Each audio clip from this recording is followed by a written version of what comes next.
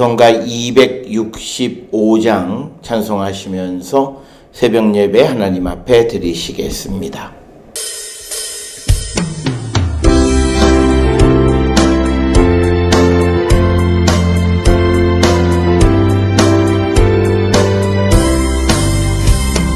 주 십자가를 지심으로 죄인을 구속하셨으니 그 피를 보고 믿는 자는 주님의 진노 면하겠네. 내가 그 피를 6월절 그 양의 피를 볼 때에 내가 널 넘어서 가리라. 흉악한 죄인 괴수라도 예수는 능히 구원하네. 온몸을 피로 담글 때에 주님의 진노 면하겠네. 내가 그 피를 6월절 그 양의 피를 볼 때에 내가 널 넘어서 가리라.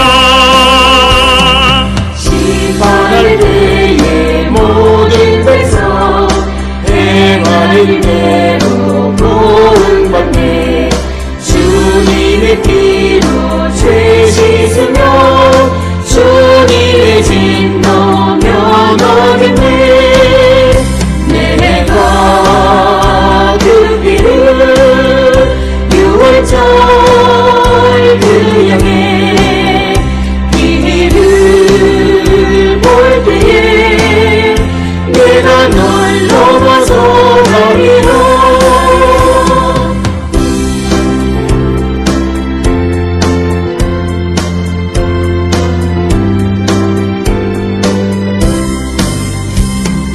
구주의 사랑 그 신은혜 보혈의 능력 의지여세.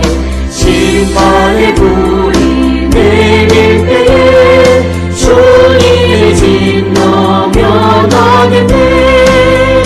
내가 그 피를 6월절 그 양의 피를 볼 때에 내가 널 넘어서 가리라.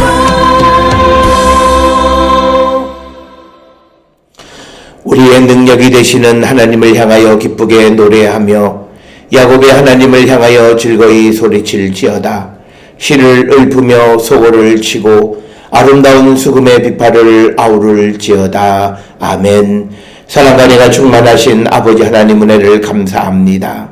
죄와 사망 가운데 있던 우리를 구원하기 위하여 독생자 예수 그리스도를 이 땅에 보내시고 십자가 고혈의 공로로 우리를 죄와 사망에서 영원한 하나님의 나라의 생명의 나라로 인도해 주시니 그 크신 은혜를 기억할 때마다 감사와 찬송과 영광을 주께 돌리는 우리 모든 성도되게 인도하여 주시옵소서. 이처럼 주님은 우리를 위하여 가장 소중한 목숨을 주셨건만 우리는 이 땅을 살아가며 하나님의 백성으로서 무엇을 우리가 주께 드리고 또 무엇을 우리가 세상을 향하여 주고 살아가는지 우리 자신을 돌아보는 저희들 되게 하여 주시옵소서. 특별히 지금은 사순절 참회의 여정을 가는 우리 모두가 우리의 지난 삶을 돌아보며 하나님 앞에 회개에 합당한 열매를 맺는 거룩한 백성이 되게 인도하여 주시옵소서. 특별히 우리의 능력이 되시는 하나님을 향하여 우리의 구원의 반석이 되시는 예수님을 향하여 우리가 얼마나 감사와 찬송과 영광을 돌렸는가를 돌아보는 저희들 되게 하여 주시옵소서. 우리는 자기 자신의 어떠한 문제를 해결하기 위하여 마치 치성을 드리듯이 하나님 앞에 나와 부르짖고는 주께서 우리에게 명하시고 말씀하시는 음성은 전혀 듣지 않았던 우리가 오만방자한 모습으로 하나님을 섬기지 않았는지 돌아보게 하여 주시옵고, 이처럼 우리의 교만되고 죄악된 모습을 더 이상 하나님 두고 보시지 못하면서 우리를 주 앞에 나오는 일을 막지는 않으셨나 돌아보게 하여 주시옵소서.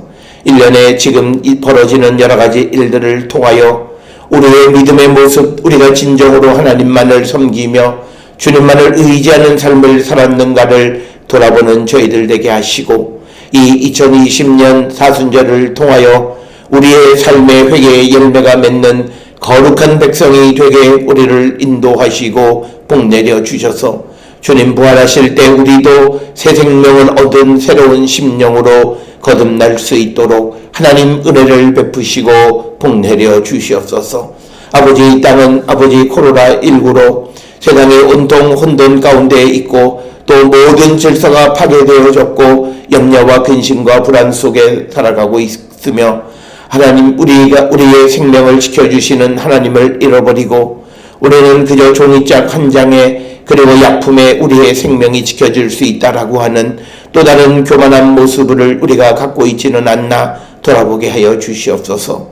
우리가 공중보건위생을 철저히 지키는 것은 우리가 해야 될 일이지만, 그러나 결국 우리의 생명을 지켜주시는 분은 하나님이심을 온전히 믿고 아버지 앞에 나가는 저희들 되게 하시고, 우리가 겸손한 모습으로 하나님 앞에 나가는 거룩한 백성이 되게 인도하여 주시옵소서. 아버지, 우리가 말하기를 우리는 코로나19를 극복했다, 이겼다 말하지만 그러나 그 교만한 모습, 우리에게 이기게 하시고 극복하게 해주신 하나님 계심을 믿고 우리가 함부로 입을 놀리지 아니하도록 아버지 우리를 인도하시고, 우리가 진정으로 겸손히 하나님의 역사 가운데에서 하나님의 베풀어 주신 자비와 긍휼을 기억하며 감사하는 저희들 되게 하여 주시옵고, 이 코로나19로 통하여 하나님께서 우리에게 주시는 메시지가 무엇인가를 기억하는 저희들 되게 하여 주시옵고, 우리가 어떻게 하나님 앞에 나갈 것인가를 다시 한번 우리가 우리 자신을 성찰하는 귀한 시간 되게 인도하시고 복내려 주시옵소서. 아직도 많은 이들이 병으로, 또 아직도 많은 이들이 공포감 속에 사로잡혀 있는 이때에 예수를 믿는 우리 모두가 주님의 도우심을 믿음으로, 주님의 능력을 믿음으로 두려워하지 않게 하시고 두려움 가운데 있는 동포들을 위로하고 그들을 세워주는 역할을 감당하는 저희들 되게 하여 주시옵소서. 행여나 이 어려운 때에 믿는 이들이 자기들만을 위한 이기적 행동을 하지 않도록 우리를 붙들어 주시옵고, 진정으로 주님이 원하시는 것이 무엇인가를 분명히 깨닫는 저희들 되게 하여 주시옵소서. 동포와 이웃을 돌보지 아니하고 자기의 경건한 믿음을 드러내는 것, 주님이 과연 기뻐하실 것인가를 다시 한번 성찰하며 지금까지 우리가 살아왔던 그 모습이 하나님 앞에 얼마나 부질없는 것이었는가를 깨닫고 회개에 합당한 열매를 맺으며, 주님 우리에게 말씀하신 것처럼 너희는 서로 사랑하라고 하시는 그 사랑의 말씀을 몸소 실천하며 살아가는 우리 모든 성도 되게 인도하여 주셔서 이 어려움을 우리가 함께 극복하며 주님 앞에 자비와 긍휼을 구하는 우리 모든 성도들 되어서, 지금은 두려움 가운데, 지금은 공포 가운데 있지만 그러나 하나님 주시는 참된 위로와 평화가 우리 가운데 임함을 기다리는 저희들 되게 인도하시고 복내려 주시옵소서. 오늘을 살아가는 우리 모든 성도들, 가정과 심령들 위해, 그리고 손으로 행하는 모든 일들, 마음의 소원들, 사업장 위에, 직장 위에, 학업 위에, 힘쓰는 모든 일들 위에 하나님의 능력 함께하여 주시고 아버지의 뜻을 이루어가는 자들 되게 하여 주시고, 모든 일들마다 하나님의 도우심을 구할 때에 하나님께서 모든 일들에 좋은 열매 맺어주심을 확실히 믿고 주께로 나가는 우리 모든 성도 되게 하나님 인도하시고 복내려 주시옵소서. 특별히 우리 성도들 가운데에 집을 떠나 해외에 거주하거나 지방에 거주하는 모든 이들이 있습니다.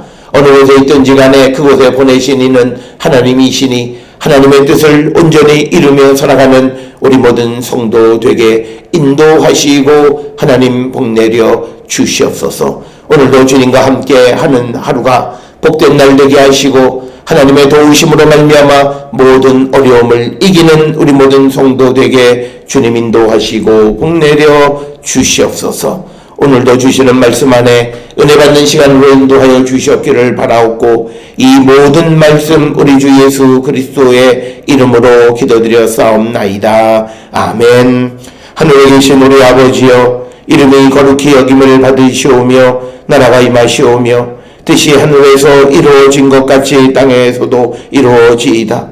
오늘 우리에게 일용할 양식을 주시옵고 우리가 우리에게 죄 지은 자를 사하여 준 것 같이 우리 죄를 사하여 주시옵고 우리를 시험에 들게 하지 마시옵고 다만 악에서 구하시옵소서. 나라와 권세와 영광이 아버지께 영원히 싸움나이다. 아멘.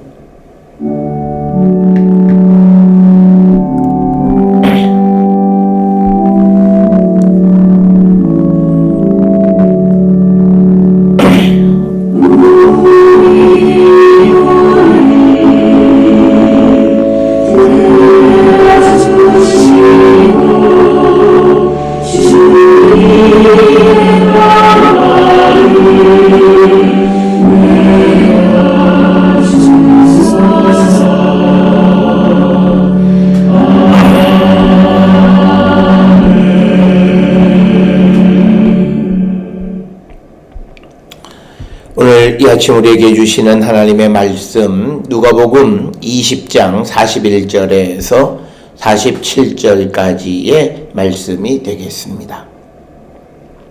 누가복음 20장 41절부터 47절까지의 말씀 한 목소리로 합독하시겠습니다. 예수께서 그들에게 이르시되 사람들이 어찌하여 그리스도를 다윗의 자손이라 하느냐. 시편에 다윗이 친히 말하였으되 주께서 내 주께 이르시되 내가 너의 원수를 내 발등으로 삼을 때까지 내 우편에 앉았으라 하셨도다 하였느니라. 그런즉 다윗이 그리스도를 주라 칭하였으니 어찌 그의 자손이 되겠느냐 하시니라. 모든 백성이 들을 때 예수께서 그 제자들에게 이르시되 긴 옷을 입고 다니는 것을 원하며 시장에서 문안받는 것과 회당의 높은 자리와 잔치의 윗자리를 좋아하는 서기관들을 삼가라.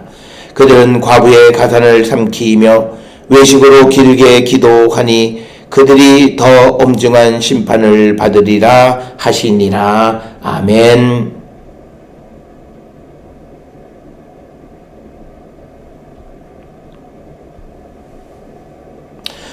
오늘 우리가 함께 읽은 누가복음 20장 그 41절로부터 47절까지의 말씀에는 우리가 잘 알다시피 두 가지 내용이 들어 있습니다. 41절로부터 44절까지에서는 예수님께서 예수 그리스도 메시아와 다윗의 자손의 관계에 대한 예수님의 그 입장을 설명하시는 것이고, 그리고 이어지는 45절부터 47절까지는 서기관들을 삼가하라라고 하는 제자들에 대한 경고의 말씀, 이렇게 두 부분으로 기록이 되어져 있는데, 먼저 우리가 누가복음 20장 41절부터 44절까지에서는 메시아가 다윗의 자손이라고 하는 말은 곧 메시아가 다윗보다 낮은 신분이라고 하는 의미를 함축하고 있다. 그렇기 때문에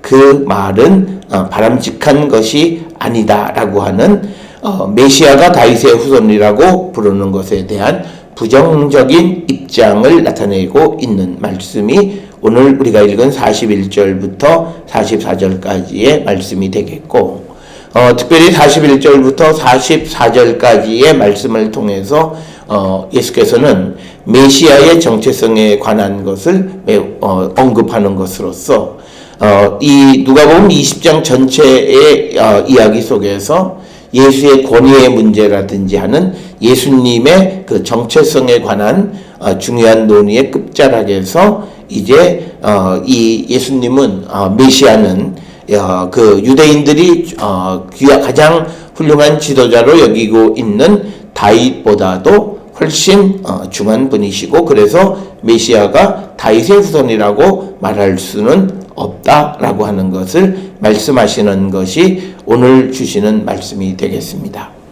오늘 주시는 41절부터 44절까지에서 예수님은 두 가지 질문을 합니다. 41절에서는 이제 사람들이 어찌하여 그리스도 즉 메시아를 다윗의 자손이라 하느냐라고 말씀하시고, 그런 말에 대한 이 반증적인 증거로서 42절 43절에 시편 110편 1절을 언급하시고, 그 다음에 다시 44절에 그런즉 다윗이 그리스도를 주라 칭하였으니 어찌 그의 자손이 되겠느냐라고 두 번째로 질문하시면서 예수님은 경우에 따라서는 예수님께서 단언적으로 선언해 주시는 선포의 말씀도 있지만, 그러나 많은 경우에는 그 말을 듣는 사람들 스스로가 깨닫게 하는 방식을 취하고 계신다.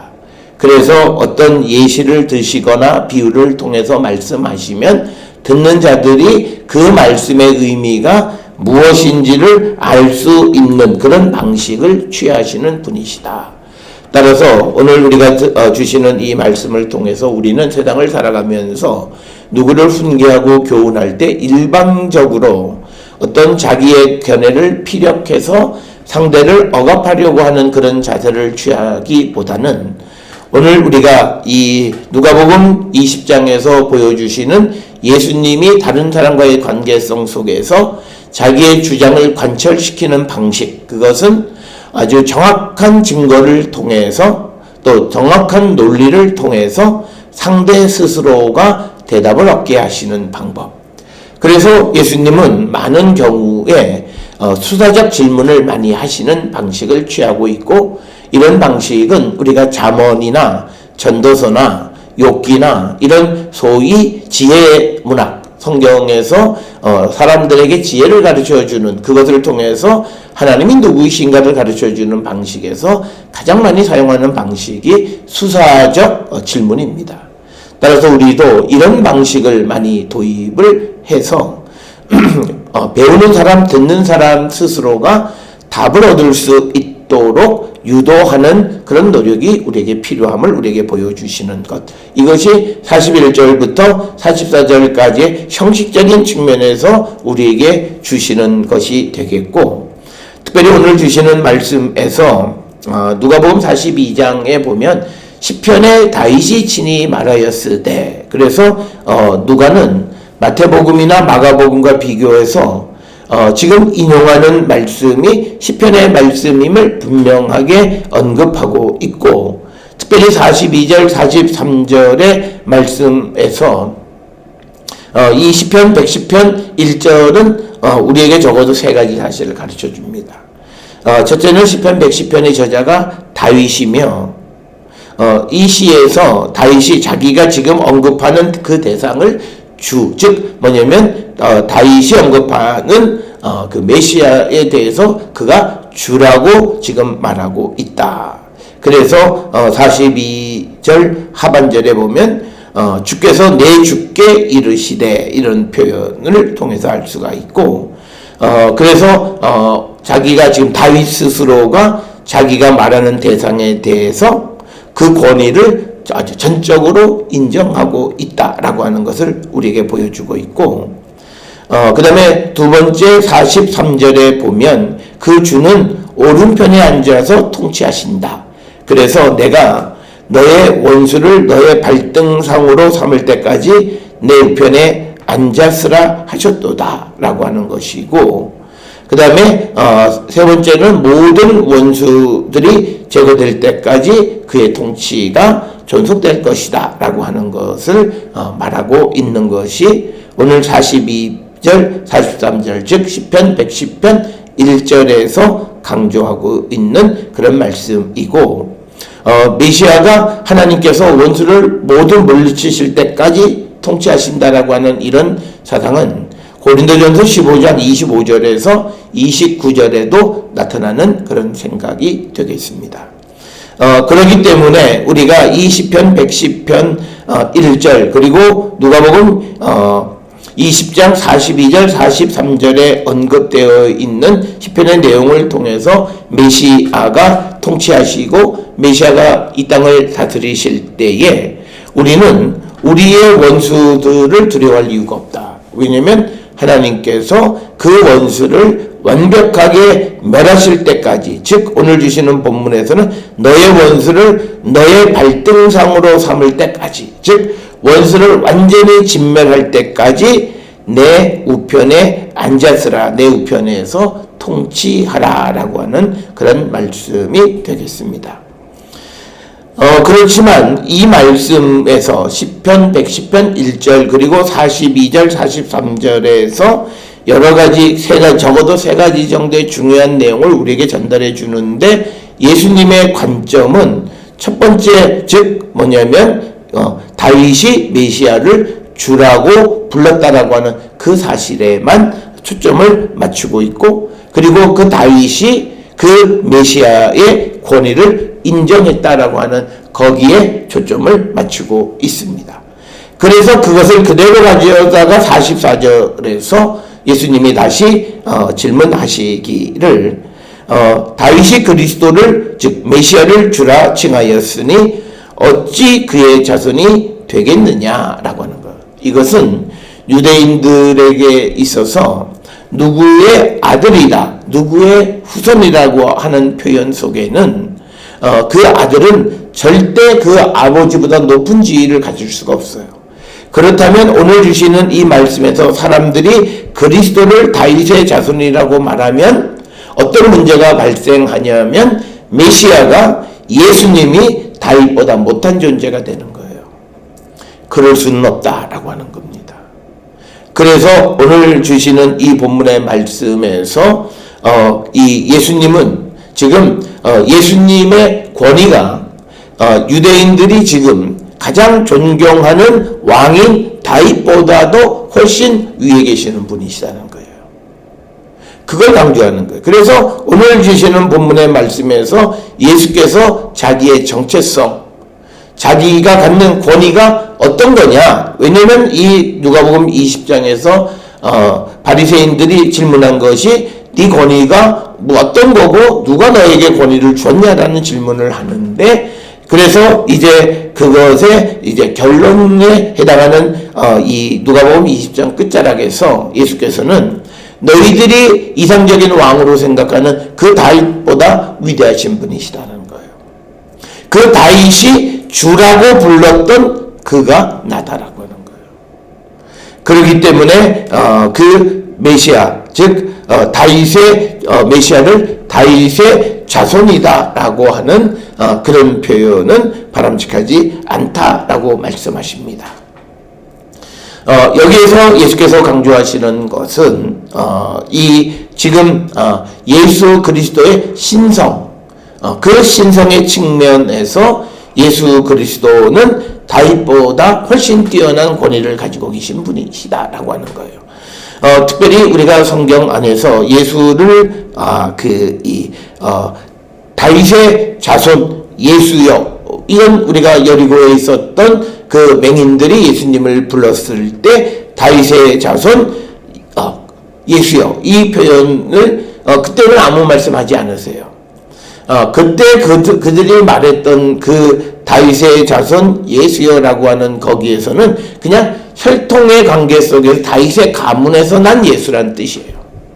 그 말은 다른 말로 유다 지파에서 태어난 예수님이라는 그런 의미예요. 그런데 오늘 주시는 이 본문에서 예수님이 말씀하시는 것은 예수 그리스도의 메시아의 정체성은 다윗보다도 훨씬 뛰어난 분이시다라고 하는 겁니다.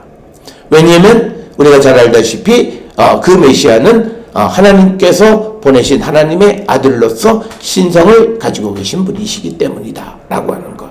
그래서 오늘 이 41절로 44절에서는 예수님께서 지금 듣는 사람들에게 다른 차원에서 메시아의 존재를 설명하고 있습니다.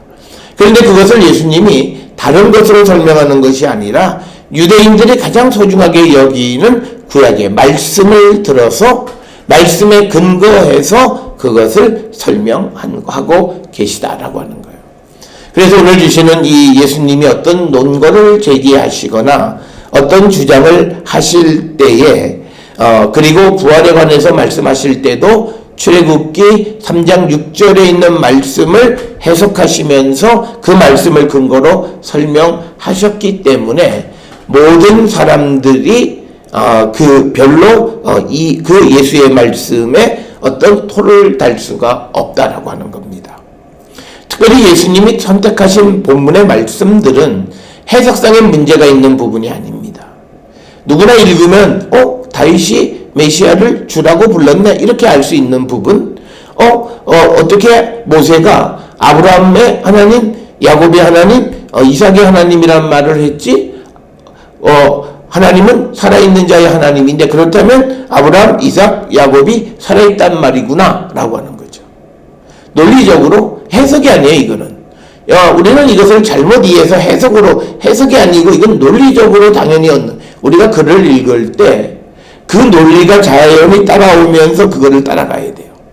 그래야 그 말씀의 의미를 알아요. 오늘날 많은 사람들은 그것을 해석하려고 하기 때문에 문제가 생기는데 성경에 있는 논리가 있어요.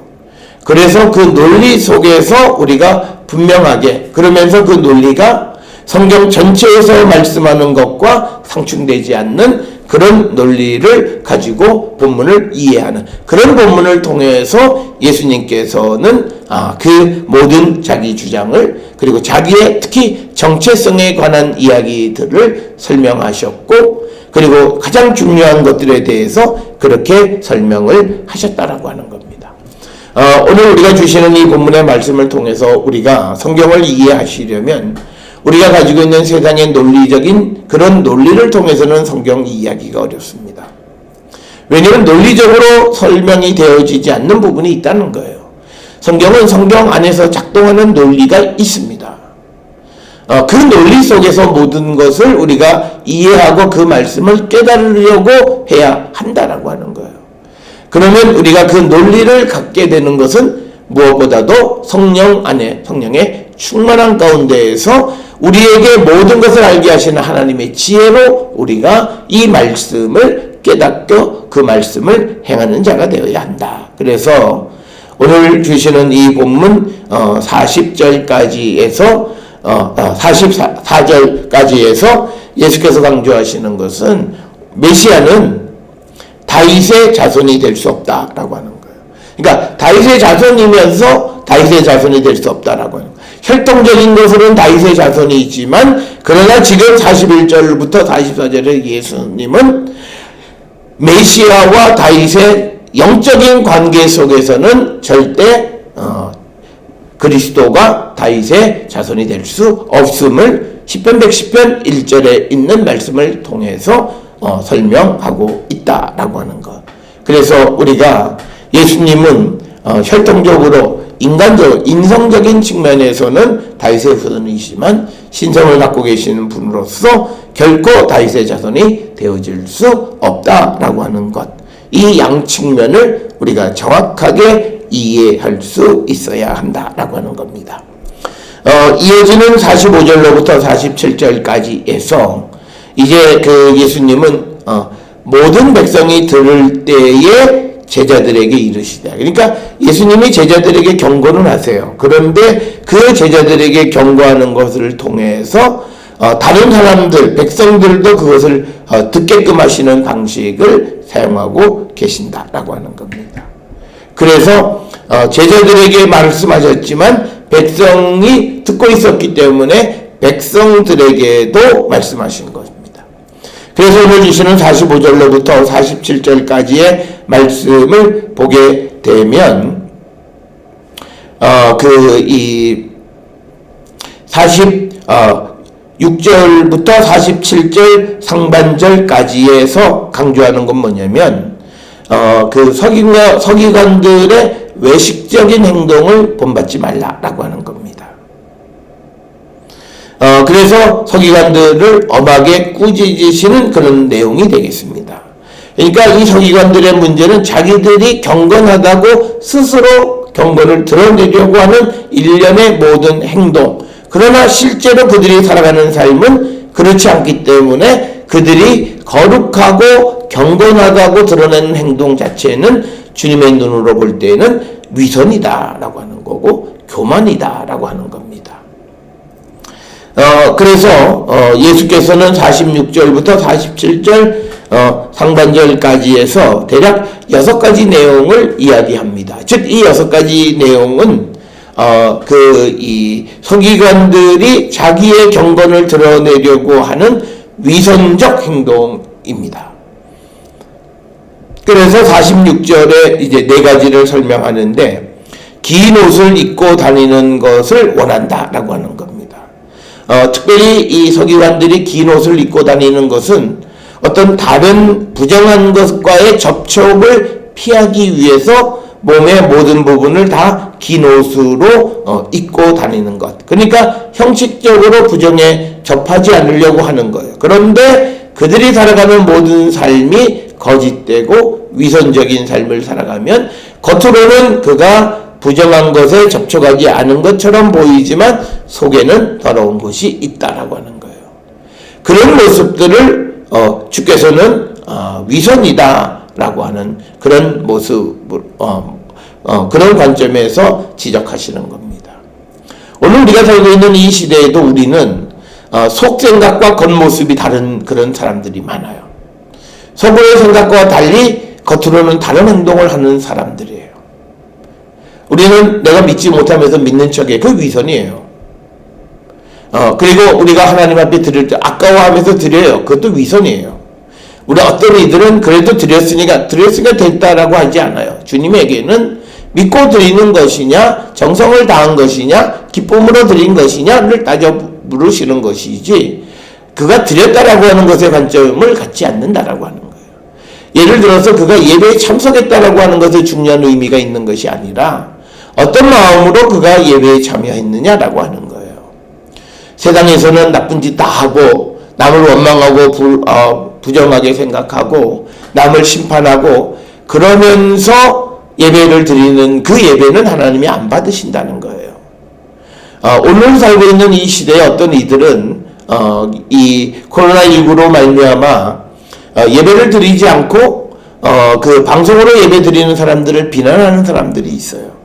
그러니까 그들의 예배는 일단 하나님이 안 받아요. 왜? 형제를 비난하고 있기 때문에. 그 예배는 이미 주님이 받지 않으셨어요. 다른 사람의 모습을 보고 자기의 우월감을 갖는 그 마음 자체가 이미 그 역시도 그가 드리는 예배를 하나님이 안 받으신다. 성경의 말씀이에요. 그런 모습, 그래서 그러면서도 자기들이 경건하다고 주장한 그게 바로 서기관들의 외식, 바리새인들의 외식, 주님이 하나님의 심판을 면할 수 없다라고 말하는 외식이 바로 그 점이에요. 만약에 우리는 어떤 사람의 믿음이 연약하면 그를 불쌍히 여기는 마음으로 그를 위해서 기도하고 그의 믿음을 세워주려고 애쓰는 모습이 있어야 되는 거예요. 그를 비난하고 그것을 그의 허물로 삼고 그래서 그것을 가지고 어떤 자기의 이익을 취하려고 하는 그런 일련의 모든 행동은 하나님이 기뻐하지 않다. 그래서 46절에 긴 옷을 입고 다녀요. 그러니까 이 말은 겉은 벤질벤질하게 닦은 아주 반짝이는 금그릇이지만 속은 아주 녹이 쓸고 더러운 그릇이에요. 무슨 의미가 있냐는 거예요. 그래서 오늘 주시는 본문의 말씀에서는 예수님은 제자들에게 긴 옷을 입고 다니는 그런 서기관들의 교만한 습관을 존중하거나 그것을 추구하지 말라는 거예요. 그 다음에 두 번째는 시장에서 문안받는 것을 좋아하는 거예요. 이 말은 뭐냐면 문안을 받는다라고 하는 것은 다른 사람들보다 높은 지위에 있음을 누리는 거예요. 그러니까 뭐냐면 예전에 우리가 출세하면 사람들이 지방에서는 영감님 나이에 관계없이 그래서 그 사람을 높여주는 그것에 취해서 그것을 좋아하는 그런 삶을 살아가는 사람들, 그건 역시도 주님은 낮아지라고 말씀하셨던 주님의 말씀과는 정반대의 모습이기 때문에 다른 사람들보다 높은 지위에 있음을 누리려고 하는 그런 서기관들을 본받지 말라고 하는 거예요. 그 다음에 세 번째는 회당의 높은 자리와 잔치의 밑자리를 좋아하는 서기관을 삼가하라라고 하는 거예요. 회당의 높은 자리라고 하는 것은 율법에서 말하는 거룩한 두루마리를 보관하는 나무 궤 앞에 있는 자리를 의미합니다. 거기에 가는 걸 좋아하는 자. 그리고 잔치의 윗자리는 주인 바로 옆자리에 앉기를 좋아하는 사람들. 그래서 항상 사람들로부터 스포트라이트를 받기를 좋아하는 사람. 우리는 이 세상을 살아가면서 그런 존재들이 많아요. 목사들도 그런 사람 많고 또 성도들 가운데서도 그런 사람들이 많고 유난히 남으로부터 칭찬받고 스포트라이트 받는 것을 좋아하는 사람들이 많은데 그런 것을 좋아하는 자들의 그런 어떤 관습 그것을 따르지 말라라고 하는 거예요. 왜냐하면 47절 끝에 그들은 더 엄중한 심판을 받게 된다라고 하는 거예요. 그래서 그런 서기관들의 습관적인 그런 행태를 본받지 말라라고 하는 겁니다. 오늘 우리가 살고 있는 이 시대에도 우리 주변에 이런 모습들이 많아요. 그런데 그것을 자꾸 묵인하고 그것을 자꾸 우리가 보다 보면 자기도 모르게 그런 관습에 젖어가는 모습이 있다는 거예요. 그러지 말라는 거예요. 그러면서 47절에서 더 말씀하시기를 서기관들의 다른 위선적인 행동은 과부의 가산을 삼키는 자. 원래 과부라고 하는 것은 보호를 해줘야 될 대상이에요. 그런데 그 재산을 삼켜버리는 그런 나쁜 사람.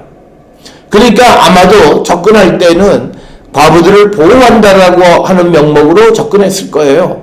그런데 그래서는 자기 접근에서는 보호하기는커녕 그가 가지고 있는 가산을 삼켜버리는 그런 서기관들을 본받지 말라.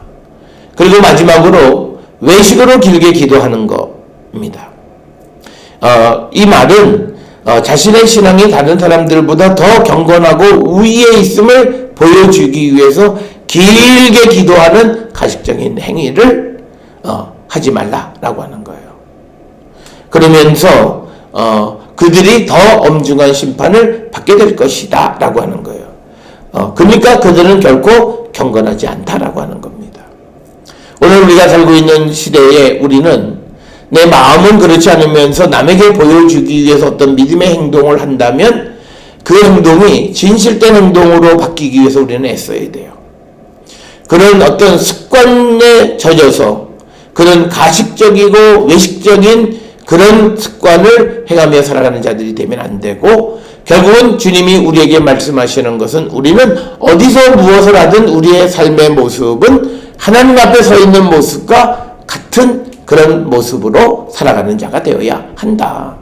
하나님 앞에 서 있는 자로서 과부를 보호하는 것이지 과부의 가산을 삼키면 안 되고 하나님 앞에 서 있어 우리의 은밀한 것을 다 아시는 주님 앞에서 자기를 드러내기 위해서 길게 기도해서도 안 되고 하나님 앞에서 낮은 자리 겸손한 삶을 살라고 하는데 회당의 높은 자리나 잔치의 윗자리를 좋아하는 삶을 살아서도 안 되고 우리는 항상 남을 섬기는 자가 되라고 말씀하심에도 불구하고 시장에서 문안을 하기보다는 문안받기를 좋아하는 사람이 되어서도 안 되고 그리고 긴 옷을 입고 다니면서 자기는 세상 사람들과 다르다라고 하는 어떤 영적인 교만함 가운데 살아가는 자들이 되어서는 안 된다라고 하는 이 말씀을 통해서 2020년 사순절 참회의 여정을 우리가 지나면서 우리의 삶에 이런 모습 나도 모르는 사이에 서기관들의 가식적이고 외식적인 하나님의 심판을 피할 수 없는 행동이 있는가를 돌아보시고 우리가 회개에 합당한 열매를 맺고 주님 앞에 진실된 삶을 살기로 결단하는 우리 모든 성도들이 되어서 우리는 어느 곳에 있든지 간에 동일한 모습으로 하나님 앞에 서고 이웃 앞에 서든 그런 성도가 되어야 함을 우리에게 가르쳐 주시는 말씀입니다.